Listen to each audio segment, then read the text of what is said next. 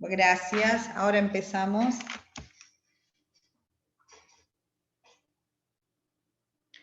Bueno, yo soy Claudia Oviedo, voy a estar en los días jueves en este horario de las 15 horas, así que bueno, vamos a ir siguiendo el cronograma. A ver cuántos son. 61. Bueno, entonces, vamos a hacer lo siguiente. La bibliografía la tienen en el campus, no sé si ya pudieron ingresar.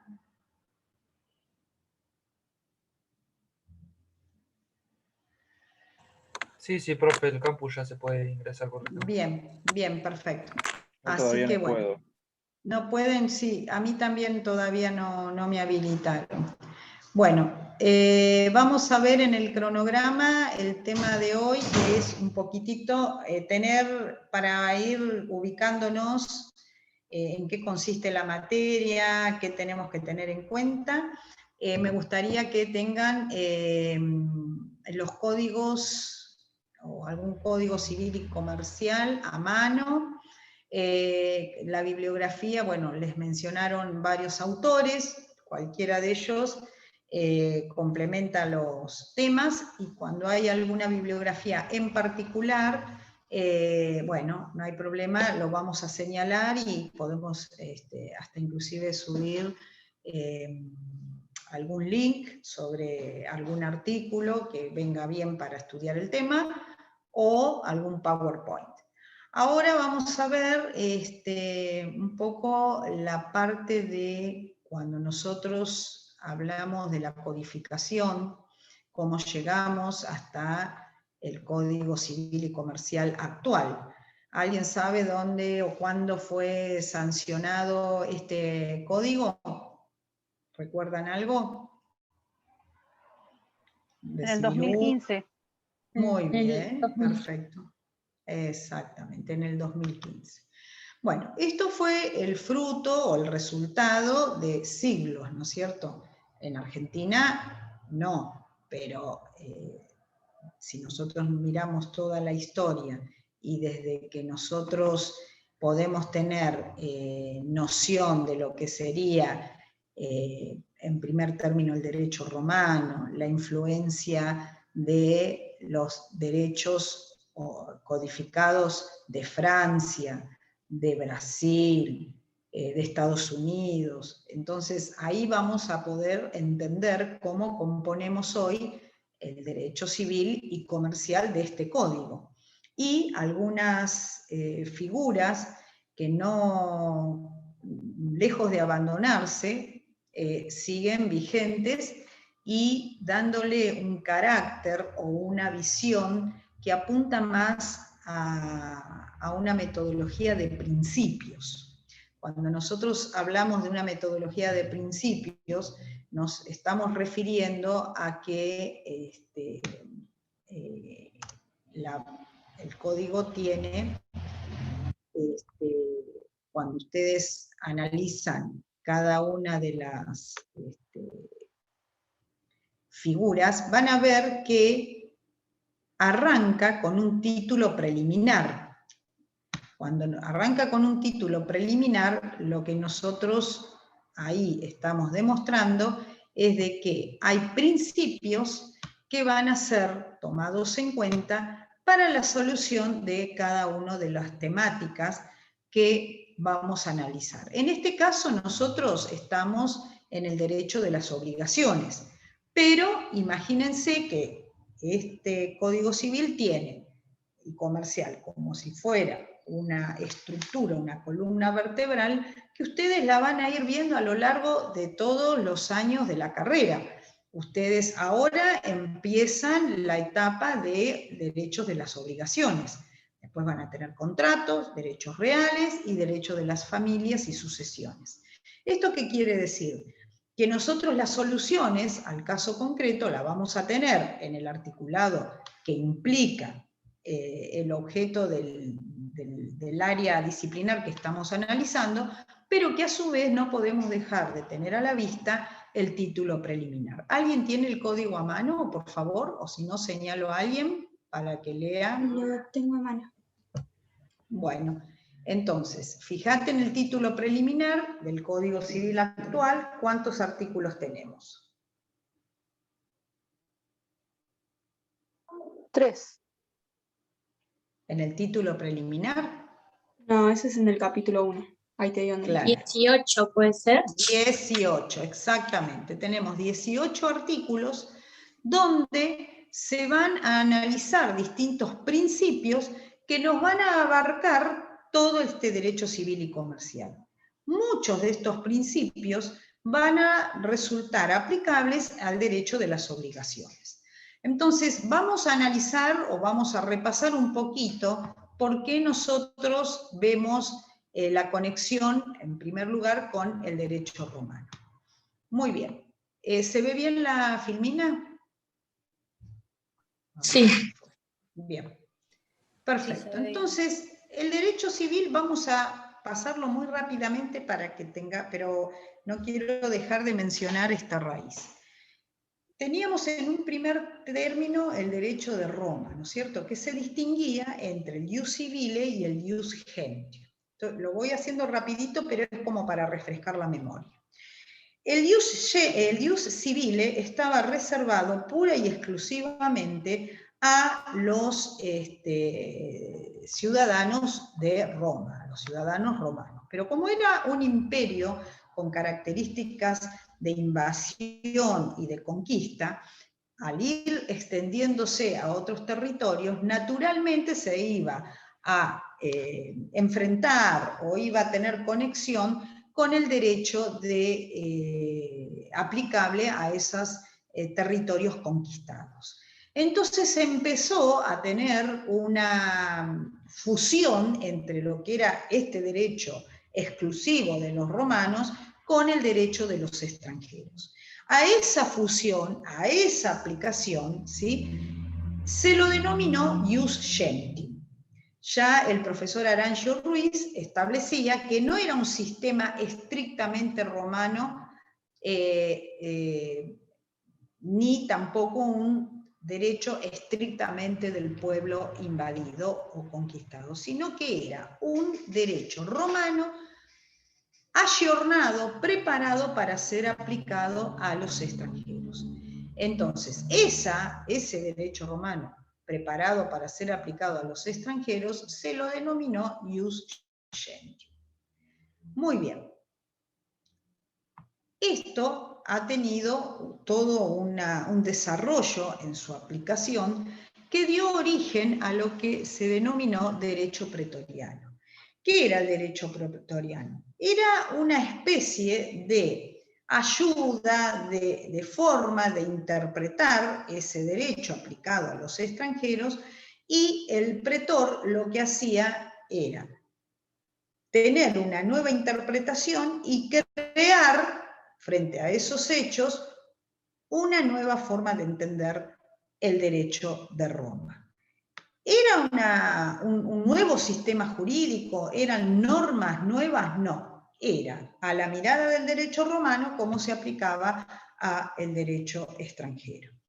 Entonces quedó establecido no como la creación de un derecho, sino la aplicación de los principios del derecho romano hacia estos pueblos invadidos o conquistados. Eso dio origen entonces al derecho pretoriano.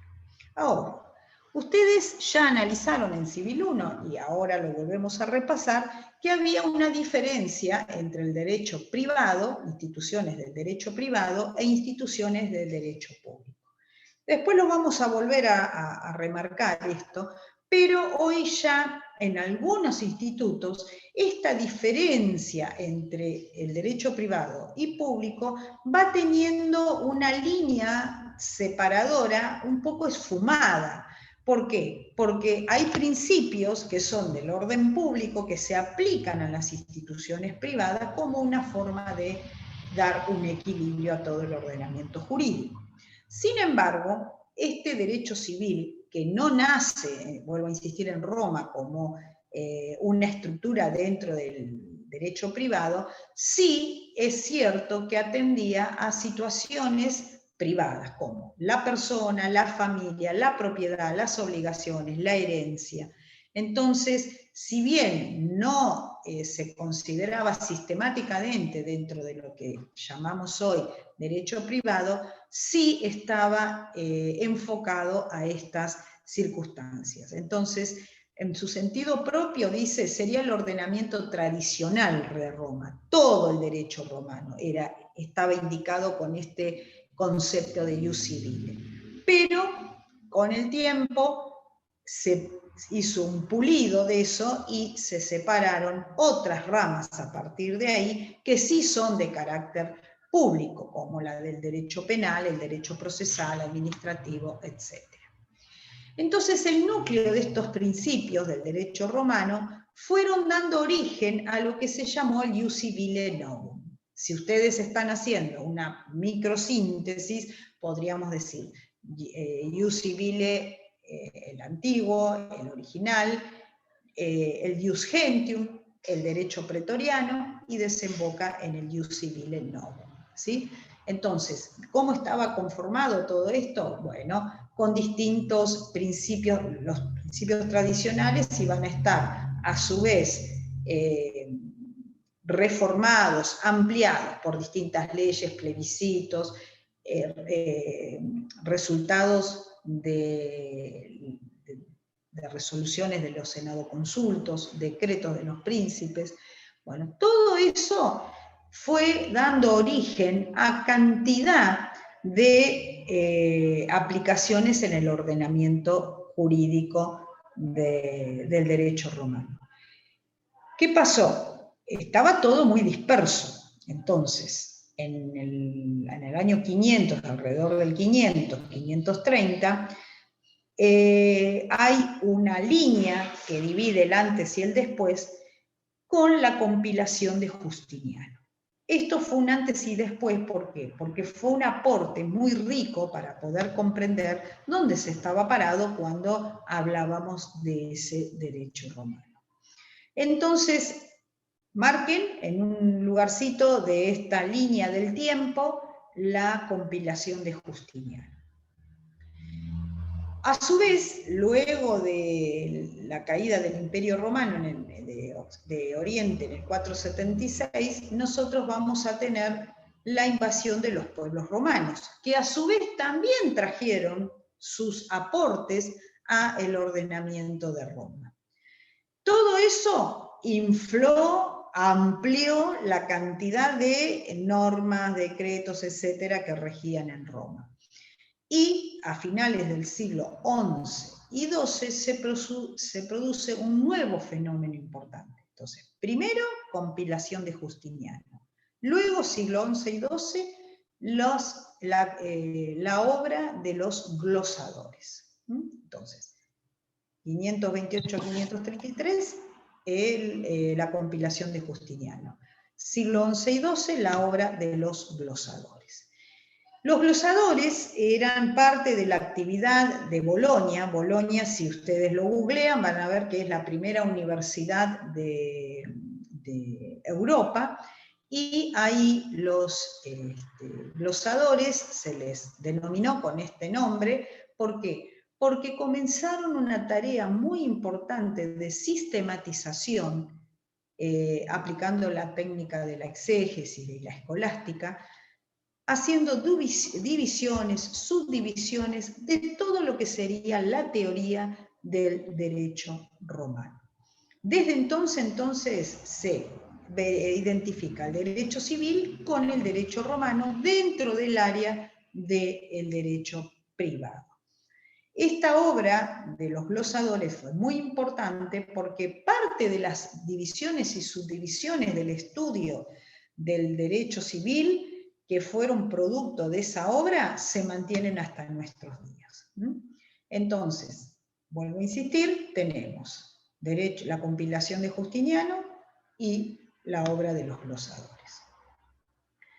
Vamos a pasar un poquito. Bueno, a partir de la Edad Media, esta labor que venimos dando de la parte romana, va a tener también un fuerte impacto de la cristiandad, ¿sí? El derecho de la Iglesia católica, dio origen a lo que se denomina el derecho canónico, que tiene gran importancia a partir de los decretales de Gregorio IX en el año 1234. Esta sistematización del derecho canónico también va a tener una gran influencia, un gran impacto en este estudio del derecho romano. Y se va a ir conformando entre el derecho romano y el derecho canónico lo que dio origen a lo que se recibió, por ejemplo, en América por parte de España y a lo que desembocó finalmente en la codificación de nuestros países. Entonces, vamos directamente a la codificación. Pasamos como si fuera varias hojas.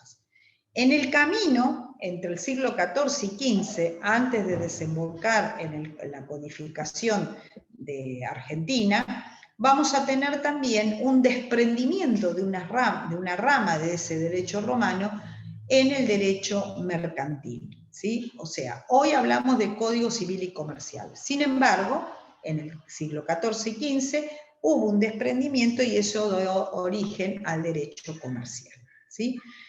En la Edad Moderna ya los estados tienden a plantarse como si fuera un derecho nacional, ya no era un derecho abarcativo, porque nosotros decíamos derecho romano y excedía las fronteras del territorio donde se iba a aplicar.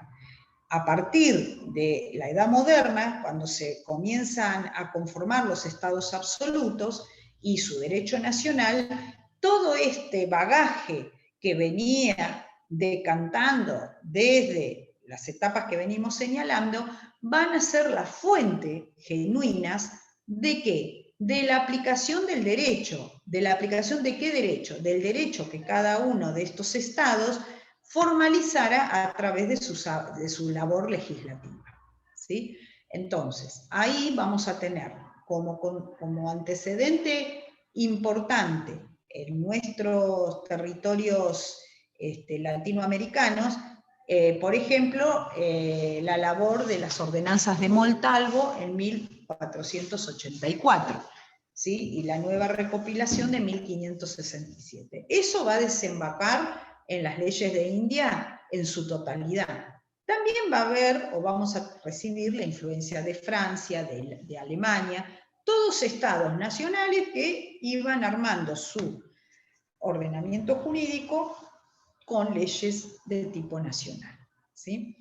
Bien, ya armándose este nuevo derecho, pero sin dejar atrás la herencia de este derecho romano, las universidades y los teóricos comentan el derecho real. ¿Qué era ese derecho real? Era ese derecho civil, que ya no era un derecho romano público, sino el derecho propio y exclusivo de cada estado. Bien, ahí ya lo tenemos bien identificado al derecho civil con el área de derecho privado. ¿Cuándo se da esta cristalización definitiva del derecho civil en cada uno de los estados? Y bueno, se da directamente cuando se operan las codificaciones de los distintos países. Estas codificaciones se dan a través de la influencia de la Ilustración y del racionalismo que dominó Europa a partir del siglo XVIII. Entonces, esta idea de codificación implica recopilar en un mismo texto, por orden sistemático y orden cronológico, todas las leyes hasta un determinado momento histórico. Y acá nos vamos a detener un poquito. Vamos a hacer stop, después volvemos. A ver, vamos a compartir en lo que ustedes han visto entre Civil 1 y esta materia, ¿qué impactos sociales ustedes creen que hemos tenido y que han influenciado en la reforma grande que hemos tenido en el 2015? ¿Qué es lo que ustedes recuerdan a nivel histórico, a nivel social, que ha tenido repercusión? Si quieren hablar, fantástico. Si no, yo nombro, y la persona que nombro, inclusive La los que unificación están... del Código Civil y Comercial, doctora. Muy bien, perfecto, la unificación del Código Civil y Comercial. Vemos cómo siglo XIV y XV se abrían las ramas y ahora desembocan todas en un mismo Código Civil y Comercial. Y a nivel social, Ignacio, ¿qué repercusión pensás que pudo haber tenido de este código, mirando cualquiera de las instituciones, ¿no? Sí. Yo creo que la sanción del nuevo código fue muy importante porque, por ejemplo, se comenzó a hablar sobre, si no me equivoco, el divorcio vincular, por ejemplo. Y creo que socialmente, o sea, hubo una gran evolución en función de las cosas que se fueron sancionando. Muy bien. Muy bien, o sea, del divorcio ya se hablaba en el código anterior, pero sí ha tenido grandes influencias, no solo la parte de divorcio, sino también las uniones convivenciales. Es como si el derecho fuera atrás de la sociedad. Y es cierto que ha tenido grandes modificaciones. Perfecto. ¿Alguien más recuerda otro tipo con respecto a la persona humana? ¿Qué tipo de impactos recuerdan? Puede ser el tema del consentimiento informado, por el tema, y el otro tema es la ley de salud mental, que también tiene influencia dentro de este código, que fueron todos avances de acuerdo a un momento histórico de la sociedad. Muy bien, perfecto. Bien. La persona humana como centro del Código Civil y Comercial. Muy bien, muy bien. Fíjense ustedes que en la parte del título preliminar, esos 18 artículos, ¿sí? También creo que podría ser la parte de la tutela y la curatela, porque antes directamente los deshabilitaban solamente por el hecho, por ejemplo, de no poder ver y no los dejaban realizar lo que vendría a ser la vida diaria, y ahora con el nuevo código esas personas tienen más derecho y más voz. Exactamente, la capacidad se habla de capacidad restringida, pero no de una incapacidad, tiene que pasar siempre la autonomía de la persona por sobre todas las cosas. Todos estos temas que estamos mencionando, a ver, la dignidad humana, perfecto, también, van a tener repercusión en las obligaciones, ¿sí? Porque justamente esta línea de respeto entre los derechos y las obligaciones va a ser lo que va a generar responsabilidad. Todo el tema de responsabilidad ha tenido un impacto también muy importante en esta nueva visión del código. Por ejemplo, antes de este plan que ustedes están transitando, la materia era obligaciones, incluida la parte de daños, ¿sí? De responsabilidad civil y daños. Hoy, a fin de dar una atención correcta y comprensiva de todo lo que implica el tema de responsabilidad, se incorpora una materia más, que es la materia de derecho de daños. Esto es muy importante, ¿por qué? Porque se va a vincular con todos estos institutos que ustedes mencionan, que han tenido como centro a la persona humana y su protección. Entonces, yo les diría que más allá que nosotros vamos a arrancar después del artículo 400 con todo lo que implican las obligaciones, no tenemos que perder de vista este título preliminar, ¿sí? Entonces, cuando vamos viendo cada uno de los temas, yo les voy a ir diciendo los autores, pero no quisiera que perdamos de vista este título preliminar. Después van a ver ustedes que tienen dividido el código en títulos, y el título 2 estamos con, el capítulo 2 con el tema de obligaciones. Otro tema importante es no dejar de tener en vista o presente, por más que ustedes ya hayan aprobado y superado civil parte general, estos temas como por ejemplo la capacidad. ¿Por qué?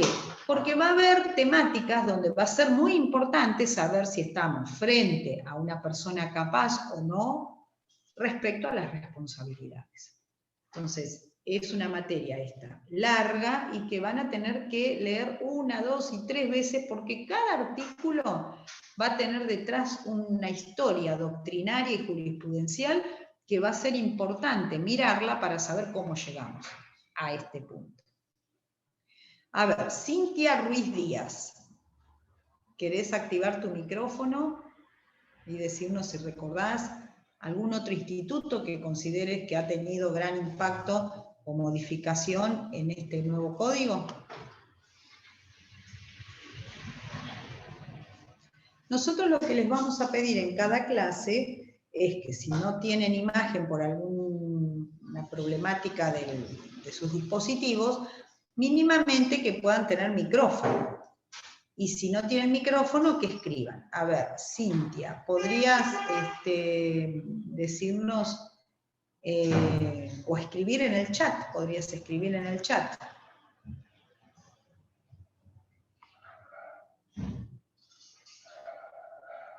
Como para chequear de que estemos en el aula. Esto es como si estuviéramos de manera presencial, los parciales van a ser presenciales, así que a mí me gustaría ver que tengan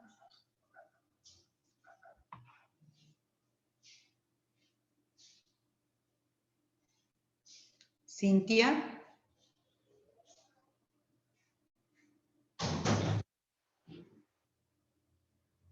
Esteban Irusta.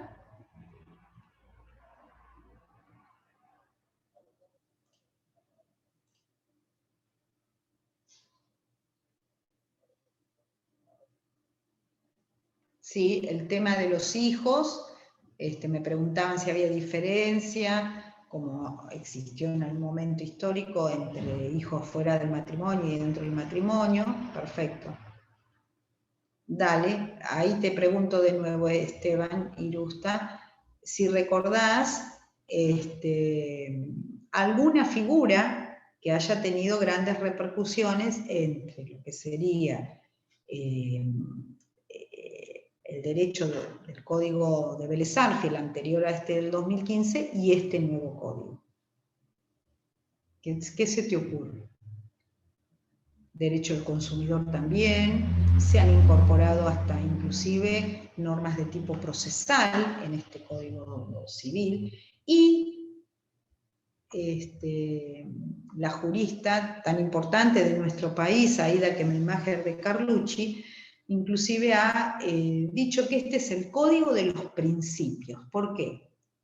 ¿De qué estamos hablando cuando nosotros hablamos de principios? Estamos diciendo, es imposible que en un instrumento puedan constar las miles y miles de posibilidades de actuación de la persona y de su relación con otras personas o su relación con los objetos.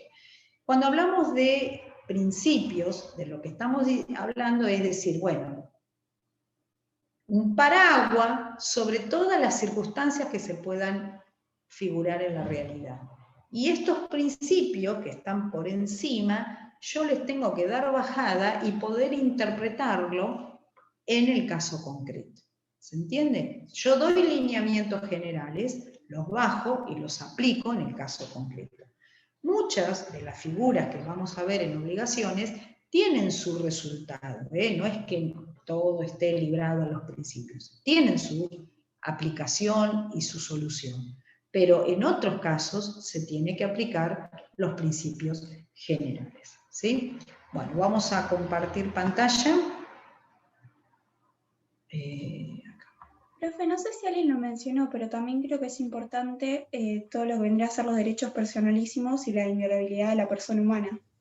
Claro que tiene importancia, porque a partir de ahí van a surgir necesariamente derechos y obligaciones, ¿sí? Derechos y obligaciones que van a recaer de un lado y de otro.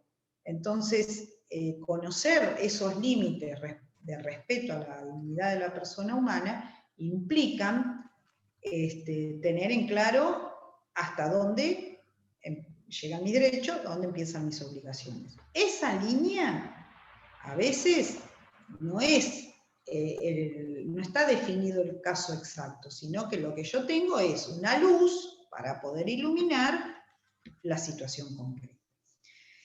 Bueno, entonces la cristalización, ¿sí? Sí, y el tema de los derechos de incidencia colectiva. Muy bien, como sujeto de derecho, perfecto. Bien. Bien, bien, perfecto. Búscame, ya que estás, en el título preliminar, el artículo. Creo que es el 17, no, a ver, el de incidencia colectiva. Fíjate si me lo ubicas ahí.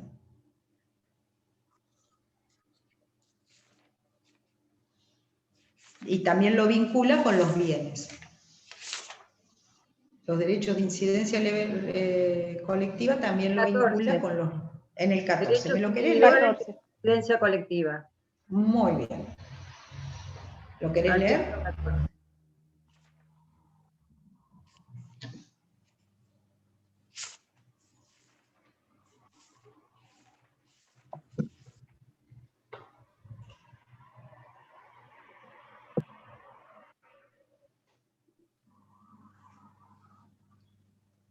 ¿Lo podés leer? Pensé que se lo tenía que nombrar. Sí, sí. Artículo 14. Derechos individuales y de incidencia colectiva. En este código se reconocen: A. Derechos individuales. B. Derechos de incidencia colectiva. La ley no ampara el ejercicio abusivo de los derechos individuales cuando pueda afectar al ambiente y a los derechos de incidencia colectiva en general. Muy bien, perfecto. Quédense un ratito ahí con ese artículo que lo vamos a vincular con esta historia que les vengo contando a tiempo récord. Primero vemos entonces esta definición del Código Civil: es un cuerpo de leyes racionalmente formado, asentado sobre principios armónicos y coherentes. Y ahí arrancamos con esto que nosotros veníamos señalando, el primer punto, ¿no es cierto? Acá, principios armónicos y coherentes. Esto es muy importante, ¿por qué? Porque cuando nosotros perdemos de vista la armonía y la coherencia, ahí podemos tener resultados dispares e injustos. Y la idea es llegar a una solución justa, ¿sí? Un código es siempre una obra nueva que recoge la tradición jurídica, aquello que debe ser conservado y que da cauce a ideas y aspiraciones de todo signo vigente en la época en que se realiza. Vigente en la época que se realiza. Nosotros vimos el año pasado, por ejemplo, la identidad de una persona. ¿Y de qué hablábamos cuando decíamos la identidad de una persona? Hablábamos justamente de cómo se percibe la persona. Hoy, cuando ustedes quisieron bajar alguna de las aplicaciones para vacunarse o para circular, etc., en una parte dice cómo se percibe usted, ¿no? Bueno, es la época que vivimos, es el momento histórico. Entonces, ¿yo puedo estar cambiando un código todos los días, todos los meses, de acuerdo? No. Las transformaciones sociales van impactando, el código las recopila y dura un tiempo. ¿Gracias a qué? A la flexibilidad que contiene, a esos principios, ¿sí?, que van a estar presentes para poder justamente aplicarlo en distintos momentos. ¿Cuáles son los factores que va a tener en cuenta entonces esta forma de codificar? Bien, va a tener en cuenta el proceso histórico. ¿Va a ser sencillo? No. ¿Cuánto tiempo nosotros lo tuvimos en proyectos? Muchos. Van a tener proyectos importantísimos del año 87, proyectos importantísimos del año 98. Parte de esos proyectos de Código Civil tuvieron repercusión en este Código del 2015, fueron tomadas esas propuestas de modificación, ¿sí? Pero nosotros lo que tenemos que no perder de vista es que son principios y que estos principios van a tener cargado todo un momento histórico, ¿sí? Entonces, obvio que es una tarea muy ambiciosa y que en algunos casos puede resultar hasta insuficiente, ¿sí? No importa. Lo que yo voy a tener que tener sí o sí incluido es una ideología, directrices políticas para poder ser aplicados en cada una de las situaciones. 2. ¿Por qué significaban la renovación de ideales de vida? Bueno, es por lo que justamente nosotros estamos ante unas modificaciones muy importantes. Imagínense, yo con 50 años, personas de 80, ustedes con su trayectoria, algunos ya en el 2015 tenían noción de, estarían transitando sus secundarios y tendrían noción de lo que estamos hablando. Era impensable en muchos de los institutos que están incluidos. Realmente impensables. Entonces, una vez que se plasma todo ese derecho en el Código Civil, este código, o sea, en este caso civil y comercial, tiene que tener incluida una dimensión. Si quieren, anótenla. Autointegración. Tiene que poder tener esa coherencia y esa armonía que mencionamos, tiene que tener una autointegración. Tiene que abastecerse a sí mismo. 3. Estos códigos siempre tienen incluida una técnica y una racionalización. Si ustedes miran el código anterior y miran este código, van a ver que muchas figuras cambiaron de lugar. Además de haberse incorporado nuevos institutos, algunas figuras cambian de lugar, cambian de sistematización. ¿Por qué? Bueno, porque vienen justamente a dar respuesta a años de aplicación donde tanto la doctrina como la jurisprudencia pudieron haber advertido dificultades. Entonces, cuando se hacen este tipo de reformas tan profundas, se trata de corregir. Y eso implica un análisis sistemático diferente. ¿Sí? Bien. Los códigos, dice, pretenden poner la legislación al nivel de los adelantos de la ciencia jurídica. En otro sentido, la racionalización consiste en la conveniencia de sustituir una práctica jurídica empírica. ¿Qué quiere decir esto, una práctica jurídica empírica y casuística? Bueno, antes de poner en marcha un nuevo código, fijemos qué es lo que viene ocurriendo en la práctica, en la casuística, cómo se va dando la sociedad, cómo se va desarrollando. Entonces, profe, una vez, sí. Perdón, ¿puede ser que un ejemplo de esto sea de cómo el código se ayorna a la sociedad, la modificación de la mayoría de edad? Exactamente, la mayoría de edad.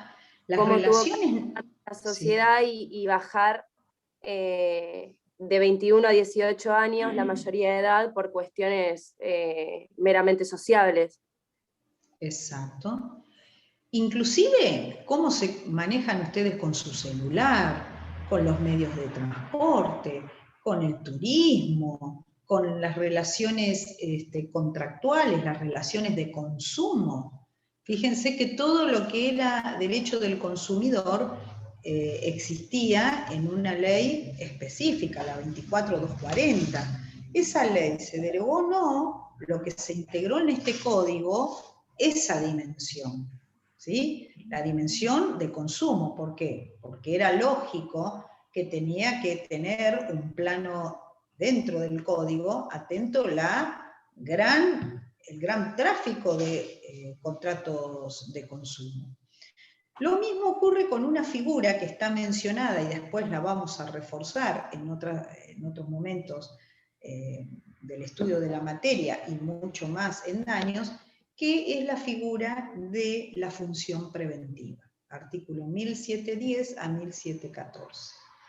Esto fue, por ejemplo, una ampliación y una dimensión que ni siquiera en muy poquitos artículos podía visualizarse en el código de Vélez-Sarsfield, ¿sí? La función preventiva. Solo les digo que durante muchos años, en la aplicación del código de Vélez-Sarsfield, nosotros teníamos la teoría clásica de la responsabilidad civil con los 4 presupuestos que equivalían a la antijuricidad, el nexo de causalidad, el factor de atribución, subjetivo u objetivo, y el daño. Esa era la responsabilidad civil tradicional. No vamos a ampliar ahora, pero sí quiero, porque lo tienen mencionado en esta unidad, como uno de los capítulos incorporados, novedosos, y que todavía la jurisprudencia no ha terminado de, digamos, sentar su punto de vista, porque es muy amplio es muy amplia la utilización de esta herramienta, que es la función preventiva, donde ya señalamos distintos presupuestos, distintos a los presupuestos de la responsabilidad civil, porque cuando yo estoy hablando de prevención, estoy hablando de un ante, ¿sí? Yo cuando hablo de responsabilidad civil, hasta tiene una postura filosófica diferente. Yo estoy hablando del hombre racional frente al hombre razonable. Toda la dinámica de la responsabilidad civil tradicional se centraba en la postura del hombre razonable. ¿De qué nos está hablando, doctora? ¿De qué es hombre razonable o hombre racional? Les voy a hacer una definición muy sencilla. El hombre razonable es aquel que dice, frente a una situación puntual ocurrida, voy a actuar de tal forma. El código me traía una solución. Si yo choco con un auto y se produjo el hecho, voy a aplicar el artículo de la responsabilidad civil, factor de atribución objetiva, porque ese daño se ocasionó con una cosa riesgosa. Correcto. Muy bien. Hasta ahí vamos en el ámbito de la responsabilidad civil tradicional. El hombre que actúa frente a un hecho concreto. Y la norma me trae solución a ese hecho concreto. Pero cuando yo hablo de una función preventiva, yo estoy actuando en lo que el derecho romano se señalaba como un ex ante, ¿sí? Ex ante, ex post. Ex ante, yo estoy actuando antes de que un hecho ocurra. Lo que yo voy a tener que demostrar jurídicamente es que ese hecho futuro puede existir y cuál sería la gravedad de que se produzca. Si yo sé que el mal funcionamiento de un caño que emana gases al ambiente, a la larga puede provocar un cáncer de pulmón, yo como abogado me estoy ya convirtiendo en, o no convirtiendo, sino que mi proceder frente a la fundamentación es de un análisis científico. Es decir, voy a tener que valerme de las herramientas interdisciplinarias para poder yo aplicar un derecho, ¿sí?, que lo estoy poniendo en la mira de manera cronológica en un futuro, ¿sí? Es para evitar un daño o, en caso de que el daño ya se esté produciendo, evitar un agravamiento de ese daño. Muy interesante, ya lo vamos a ver en forma puntual y desmenuzada, un tema apasionante. Voy a subir un artículo que escribí sobre esto, porque la función preventiva es todo una novedad que desembarca y ahora tenemos que ponernos a trabajar. Tanto los operadores del derecho en forma privada, en nuestra actuación como profesionales del derecho en el ejercicio de la abogacía, como desde la resolución judicial. Profe, bueno, sí. Puede ser que también con esto de la función preventiva podrían llegar a juzgar a alguien por dolo, porque es negligente ante una determinada situación, por más que él no lo sepa. Sí. Por eso el trabajo que hay que hacer para demostrar ese hecho futuro y posiblemente dañoso es un trabajo de mucha actividad hasta científica. O sea, el abogado tiene que aprender a buscar fuentes de contenido científico. Cuando veamos los temas estos puntuales, vamos a ver cómo se buscan estas herramientas en los ámbitos científicos, cómo se busca en la red, cómo se busca bibliografía, porque ustedes ahí, cuando estamos frente a un hecho que no ocurrió, lo que hay que buscar es la mayor certeza posible para demostrar que pudiera ocurrir un hecho dañoso en un futuro. Bueno, vamos a ver esta unidad, ya les digo, en cualquiera de los textos que ustedes han buscado van a encontrar material. Yo voy a subir este PowerPoint para tener un poquito sintetizado lo que fueron las etapas del derecho romano como antecedente del derecho civil. Sería importante que puedan ver en cualquiera de los textos algunas de las comparaciones más importantes entre lo que fue el Código Civil de Vélez Sarsfield y este código posterior al 2015. Hay algunos textos que traen en grandes rasgos un comparativo con la incorporación de los nuevos institutos. Obviamente nosotros vamos a analizar los que estén incorporados en el derecho de las obligaciones. Este es el más importante. Derecho y la función preventiva del artículo 1710 al artículo 1714. Bueno, ¿alguna duda, alguna pregunta? Profe. Sí. ¿Le puedo hacer una pregunta fuera de la clase de hoy? Sí. Yo soy el chico que te mandó, viste, por mail te mandé que me habían pasado mal la nota. Sí, ¿y no está rectificada? Ah, usted ya pudo rectificarla y vio que... Yo rectifiqué una lista, pero voy a preguntar a ver si la tuya está. ¿Querés chequearlo por las dudas? Y no tengo problema en rectificarla rápidamente. Por las dudas, es que todavía en el campus no me la cambiaron. ¿Pero en el campus o en el SIU? Perdón, en el SIU, perdón, en el SIU. Ah, no me la cambiaron todavía. Yo más que nada para poder anotarme esta materia. Por supuesto, por supuesto. No me da la opción. Ahí estoy viendo para Ramiro Sinari. ¿En qué comisión? Ramiro Sinari. En la 2, profe, en la suya. Comisión 2 de la mañana era, ¿no? La mañana, sí. Ahí está. Sí, la 2. La de la mañana era. Bien. Ahí lo estoy pasando ya para que lo chequeen, ¿sí? En el transcurso de esta semana te lo tenés corregido, si no, por favor, volveme a escribir, no hay ningún inconveniente. Muchísimas gracias, profe. Muchísimas gracias. Bueno, muy bien. Gracias, Bueno, si no hay dudas, seguimos la clase que viene. Adiós. Chao, chicos. Hasta luego. Chao, gracias. Chao, chicos. Adiós. Gracias, doctora.